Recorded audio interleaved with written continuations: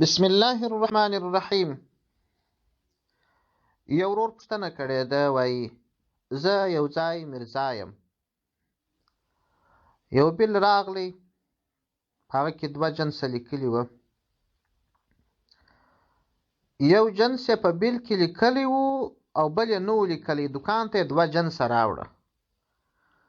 دغه یو جنس یې هېر شوی و. نو حساب زما په لاس کې دی. ما خپل سرخیل خبر کړي، ورته ومې ویله چې راغلي 2 جنسه دي او حساب د 1 جنس راغلی دی. د هغه سړي پر تا حق دی. وایي ته راټول ته اوس غږ مه لره، زه بیا ورکوم پیسې. وایي اوس 11 میاشتې کېږي چا پیسې نه دي ورکړي. زما دپاره خو به څه مسؤلیت نه وي. ما ته په کار ده چې زه هغه سړی په خبر کړم او که یا د دغه ورور د پوښتنې په جواب کې باید ووایم چې دلته 2 خبرې دي.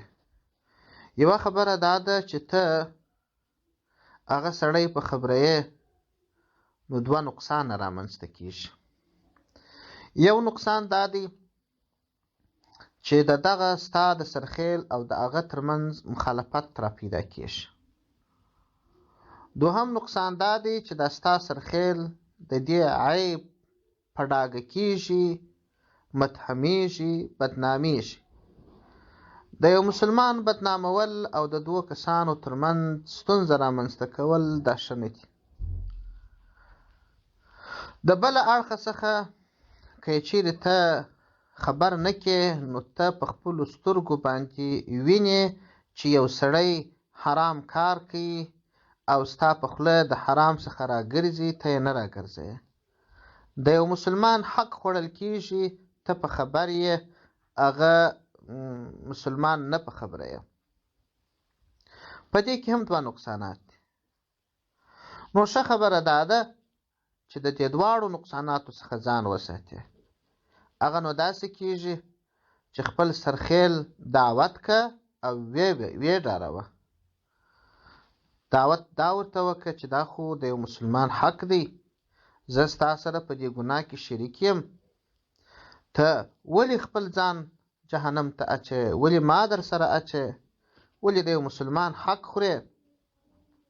زه خو اخر مجبور یم د آخرت عذاب پر ځان نسم قبلولی.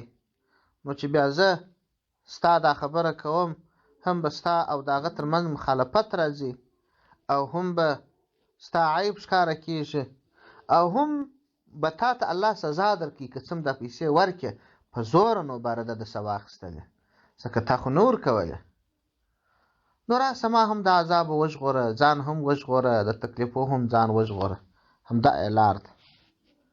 او که چیرې نه کول، نو بیا ته مجبوره یې هغه کس په خبر کې. والسلام علیکم ورحمة الله وبرکاته. تعلیم القرآن اسلامی رادیو.